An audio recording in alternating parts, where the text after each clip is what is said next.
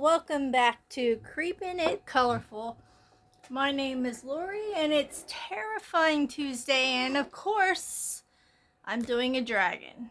It's the last day of March, so after this, I think we'll be good to go on dragons, right?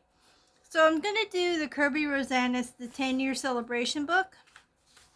And in this one, I've already done this guy, but I had another one to do. And I've already did the color watercolor pencils, and I'm going to just activate all of that, and we can go from there. I have no idea how I'm going to do the background. I wanted to do it so that it made this pop, but the dilemma with that is my black tail here. If I do it dark, it's going to blend in with it more or less. So I'm trying to figure out a way to make it pop and still not lose the tail color. And I'm not sure. And I don't really want to make it a busy looking. I was thinking maybe some kind of a silver background. That might work because the only thing that would work, I can still outline these that they'll pop out, and it'll show everything. I'm still debating on that. Who says we need a background? But it needs the back. I say it needs a background actually. So I'm gonna start with the clouds basically first. Hope everybody's doing well today. Already the end of March. My gosh, it's just, I don't know. Since I'm older, I think the years have just been flying by. I haven't had a chance to take a breath between months. It's just like goes from one right into the other real quick. I don't know. Just makes me feel like I'm getting older faster. Just what I need to be thinking about. Oh well. What are you gonna do? You can't stop it. You know, tomorrow's always going to be there, unless you have the choices. Unless it's an illness that you have the choices of what you're going to make your year memorable and make your year count. You have that choice. But man, it goes by so fast. It's like before you know it, summer's going to be here and gone again, and we'll be trudging through the snow. It's like, oh gosh, darn it. You barely get out of 1 month, and you're thrown into another one, and oh, I'm not having time sometimes to enjoy the seasons. Although I don't really enjoy winter that much. I never have. Living in Pennsylvania, let me get you down closer to me. I'm sorry about that. Living in Pennsylvania, the winters aren't very mild. And maybe as a kid I really liked it and it didn't really bother me. And having kids, when I had my kids, we'd go out and do sledding and snowmen and all that stuff. But as an adult, it's like I'm over it with the shoveling and not being able to travel, and you gotta move your vehicle because there's a snow emergency in your borough, and you have to move your vehicle off the street because they need to have it accessible to emergency vehicles. So you have to remember that, or you're gonna get a ticket. You wake up and oh crap. And then in the summertime, not only do they have a route that gets where it's called the snow emergency route in town. Those are the streets that need to be cleared for emergency vehicles if they're needed. Not only do you have that, but you also have, in the summertime, street sweeping program. So if you don't take if you forget, oh crap, it's this time of the month, they send you out papers. So, they've done their part. They've warned you, so to speak. Hey, these are the dates that you need to be moving your vehicle because we do street sweeping on these days. And if you don't, you're going to get a ticket. I have had many a ticket being on one of the main street sweeping streets and growing up.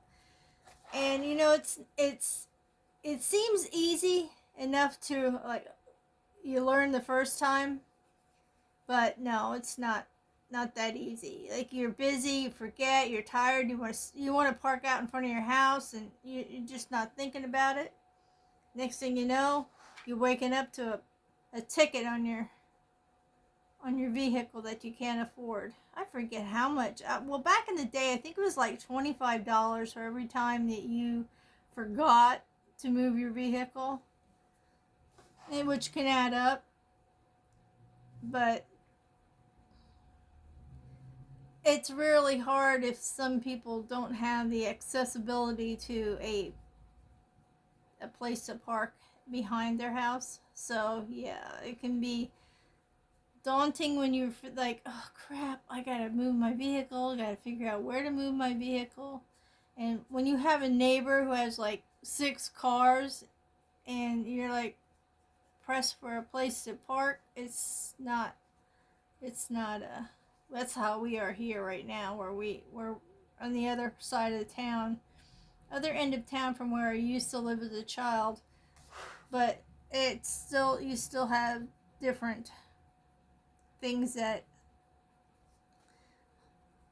with your parking and stuff. So yeah, we have a neighbor who has like, one household has like 6 cars, and it's very tight parking because some people don't have parking in the back. So, and they're one of them that could actually park out back, at least 1 or 2 of their vehicles, because when they went on vacation, they asked us if they could park by our shed out back, so they didn't have their vehicle out front, because they were leaving in wintertime and they didn't want it to be towed, because that's basically what they do if you are on the snow emergency route and your car is still parked after they announce that you need to move your vehicle. They don't mess around. They will actually tow your vehicle. So you'll have that expense. But yeah, I know when I lived on the main street in town, the opposite side of our street didn't really have an alley or anything, so people couldn't go around to the back of their houses and park. So it was really hard for them to find a spot when it was time for street sweeping. So yeah, it's craziness, really. I mean, I understand the importance of having the road open for emergency, but then provide a place that these people can park, other than in front of their house, because it's a good portion of that side of the street that did not have. There was an alley behind, but there's also a foundry next door where sometimes they use that alleyway to get their deliveries, so they're not blocking the front of the foundry and the main road. So it's a whole lot of nonsense sometimes, especially at street sweeping. But what are you gonna do? At least they're trying to make our town look nice, sweeping the streets. But then again, there's these people that have no place to really park without having to walk a mile to get back to their house. So there's that. And we have a bridge not too far from where we live here. Not even a half a block away. There's the underpass from I-78, and there you can park there when it comes to the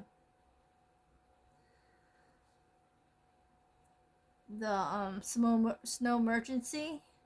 You can park there. But then you had people that just happened just this year. We had a lot of new different neighbors who weren't really in tune with the whole program. They may not have been here, lived here, or anything, and so they didn't really know where to park, what to do, and everything. So they were parking under the bridge, which is fine. They allow you to do that. But then you get nimrods who, when they park stupid. Instead of pulling in and it giving a whole pile of parking spots, instead of parking this way, they'd park this way. So that take up 2 spots. I mean, yeah, some of them just don't think. And then we had a person, we have people who come here, who move here, who think that, okay, we're in the neighborhood now, so this is how it's going to be. You know, those type of people. Well, I was upset because there is a access road, basically, and it's been there since I was here, lived here. I lived here most all my life. I might not have lived here like maybe 2 years out of my entire life. So since I have been a kid, and I am 61, since I've been a kid, there went one of my pens. We've had access to that road, especially the people living here, right here on this little stretch. And it's only like, the stretch is only like a block long. Well, these people moved into the house on the far end. And it's hard to explain this road that's in the back here. It's sort of like an alleyway, but it's not been paved or nothing. But it's always been an access road for people, like, to get to their garages and stuff back here. And so these people moved in on the end and started blocking the road. They actually put signs up and said, "Do not enter." It's like, hold it. If we don't enter this, we can't get in our shed. We don't have access to our parking behind our house. So, you know, it's like, where do you get off that you just move here and tell us we don't have access to our garages? Like, there are people that on the exact road that goes by their house. It's because this is how it is. This is how I gotta explain it. I'm gonna explain it with a piece of paper. I know this is a stupid subject, and I don't even know why I got onto it, but I did. But here's how it is. Okay, so we have the back of our houses. This is the park. This is a road that comes down around. And then these are our houses here. And this is the end house. Now, you go up a little hill, and then you can go this way and go out onto the street. Which is very convenient, because if you're parking behind your house, our shed's like right here. And then all these people have sheds and garages that they need access to. So these people on the corner were putting a sign right here before you even go up this little hill from the park, telling you cannot private driveway. They made it private driveway. Then he put a sign here said private driveway. They put a sign here said private driveway, and they put a sign at the end of the road, private driveway.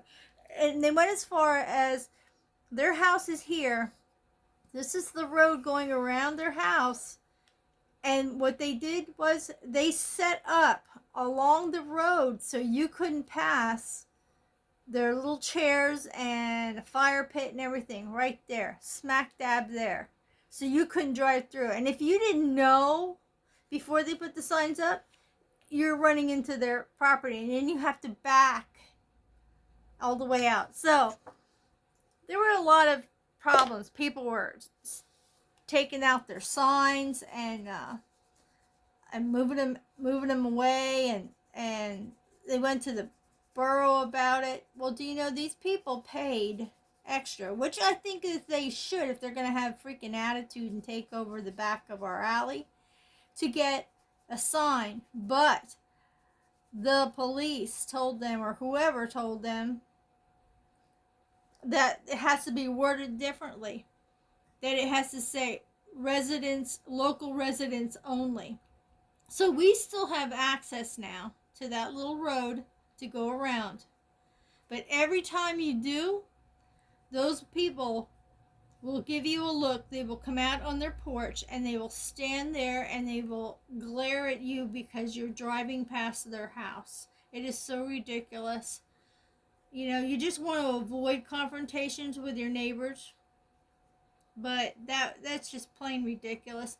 And these houses are rentals mostly along here, so the landlords that had houses along here were really upset and telling the borough, you know, that's ridiculous. I told my tenants they have this access to their back, to their garage and everything, and now they don't. So yeah, there was a lot of conflict. But you know, you shouldn't do that when you first arrive here. Those people have no friends. Absolutely no friends on this block. But, you know, it's almost like saying you can't pick your family, but you can pick your friends. You can't pick your neighbors. You know what I mean? But you can pick and choose your battles while you're, you know, while you have to be living next to them. And man, to first come here and just do that, yeah, they didn't make friends at all. So they're just like ostracized now down to the, and they don't, they're not nice about it either, because you start to drive through there to get access out, they will, like I said, they will come out of their house and just stare at you. It's just like, oh my gosh, get a life. Life is short. It's just a little road, and nobody hardly ever goes on to their property, so I didn't see why it was such a big deal if we had access every now and then to go through there like we always used to. I even said, when I saw that, I'm like, oh my God, we've had access since I was a child. Growing up, I've known that this road has been open, and I lived on this block before, and I knew that, you know, we always had access. It always just takes one person with tude. Just learn to live together. Just learn to, you know, coexist. You're not gonna, you know, nobody's gonna move just because you put a sign out back and tell you because you want your own area. You should have thought of that before you bought the house. You know what I mean? And I see that the realtor was in fault there. They should have said something like, that's a public access road back there, just so you know. It's not a private access.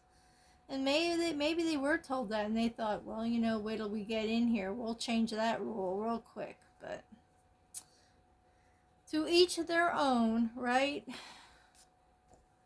We all have our little quirks, I guess you would call them.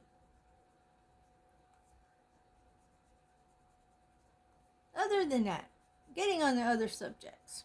I hope you guys enjoyed this Dragon Month. My goodness, I had so many dragons. I didn't even realize I had that many dragons available in my books until I sat down in February and I looked at my books and I'm like, holy moly, do I have the dragons? Which ones do I pick? So I left some for next year. Not a lot, but I left some for next year. And you know what? It'll give me an excuse that I need to buy dragon. Oh gosh, what is it called? I'm not sure. The mythographic dragon book.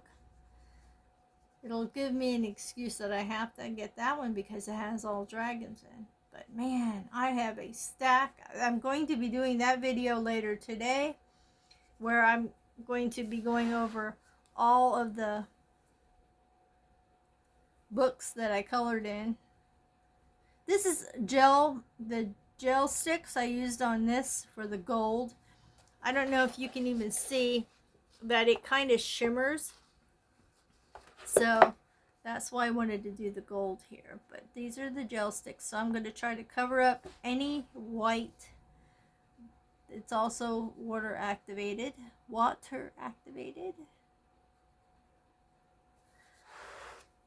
So, well, I really didn't feel the need to vent this morning, but obviously something was hidden inside me that needed to say something, right? Just rambling on and on.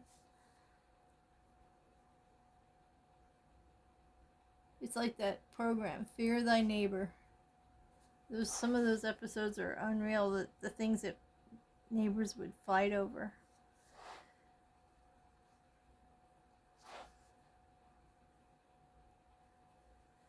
Oh my goodness. Here I was a little bit, I don't know what's part of the dragon's backside, you know, that the top part, the finning part. I don't know what you call that. The fin part? I don't know. But I couldn't tell what was the fin part and the smoke or the clouds. So, and there's what I've done so far. Like I said, I think I'm gonna do Prismacolor pencils over top. But at the moment, if I can find my gold gel pen, there, that is. I'm going to put, since he's connected to him, I'm going to put the gold, gotcha, the gold gel pen. I'll put these over here. In here where this crack is. Of course, it's a glitter gel pen. No fancy. They're not fancy. They're just Temu ones. And I saw there was a crack up here. I'm not quite sure what these are supposed to be. And there was one over here. I don't know if they were supposed to be some type of lightning strikes or what, but that's what we're going to do with them. And then we're going to try to figure out, I would like, probably green eyes would be a good deal for this guy. And I don't have any pens that are super bright for the eyeballs. In fact, I didn't think to bring any out, so I wasn't that far ahead in my thought process. I mean, I have this green, but see, it's not. It's dark. It's not a bright green. Yeah, I have these in a drawer. I don't have a case for them. This one's a little bit lighter, but it's still, to me, not. I think I have neon ones somewhere. You know, for this background, I was even contemplating this. But then I thought, you know what? I already have too much of all different colors in here. I don't want to put that in the background. It would just be craziness. I actually got this at a yard sale for 50 cents. I haven't even colored it yet to see what it looks like. But it's even got gold in it. Actual gold color in it. That's different. Okay, so my next step for this will be to do the Prismacolor, do the balls. The balls are another thing. I might make them also a type of silver. I have a dark gray. I kind of like this one. This pen that I got, and it actually looks mirrored. So what I'm going to do is do the inside of the balls.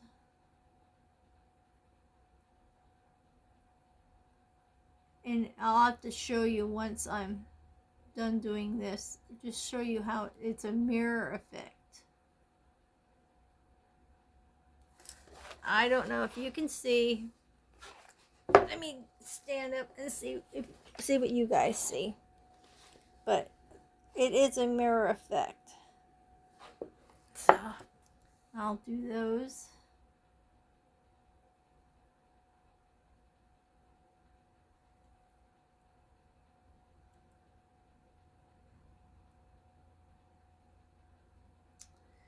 Oh my goodness. I can't wait for summer to come, but once summer's here, then it goes. And you never get to do what you want to do because it comes and goes so quickly. Gosh darn it, all the heck. I see a sliver of something here. I'm just going to use this pen on there. Alright. Because my gel stick is so fat. They should make them a little bit, I mean, I know they want to pack a lot in there, but they should make it that it's not so thick. The thickness is, it was very hard to get these little itty bitty parts. I had to manipulate the gel stick to fit in that spot. Okay.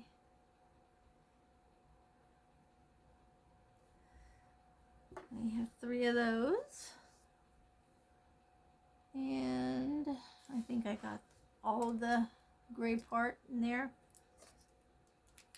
And if you're wondering why I have these on here, is my husband shares pens and pencils with me, and if these pens aren't marked, I have to mark it with a color because he's colorblind, and that way he knows what he's picking up and using. So that's why that was there, in case you wondered. Yeah, I guess from there, and then I have this little village, this little buildings down here I can do. I'm not sure. I might even make them like this part gold. I'll make these parts gold and shiny. These steeples. Ooh, it's so hard to see. They're so little. And then I'll just do the rest. I'm probably going to stick to gel pens for this part.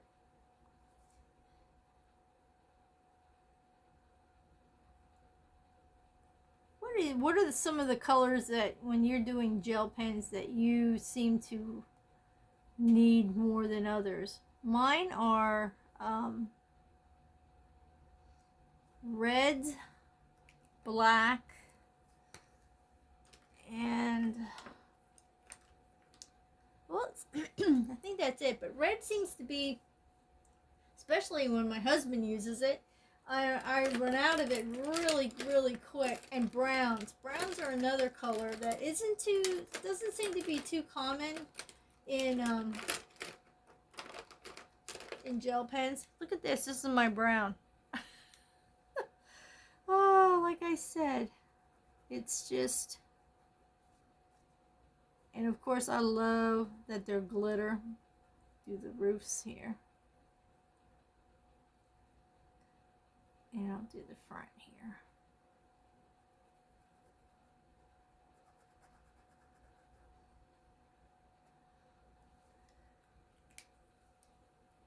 But yeah, browns are a little few and far between, so I gotta get on the ball with those and see what I can get, because we're really running low on some of these colors.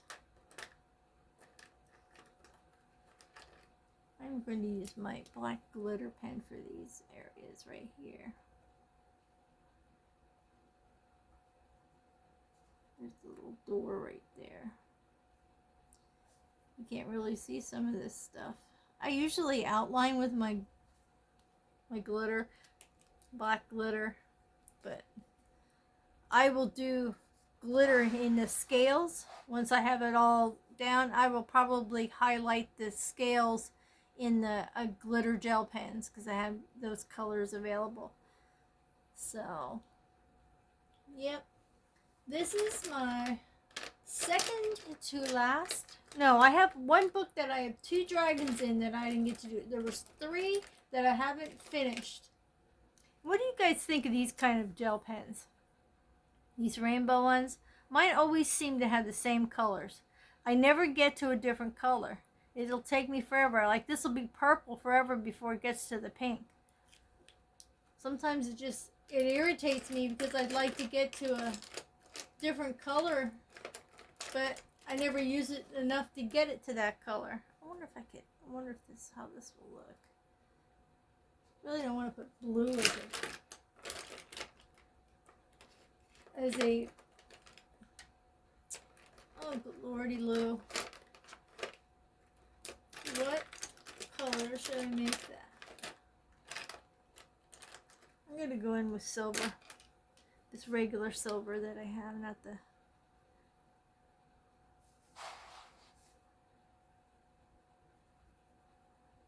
sorry if I was off.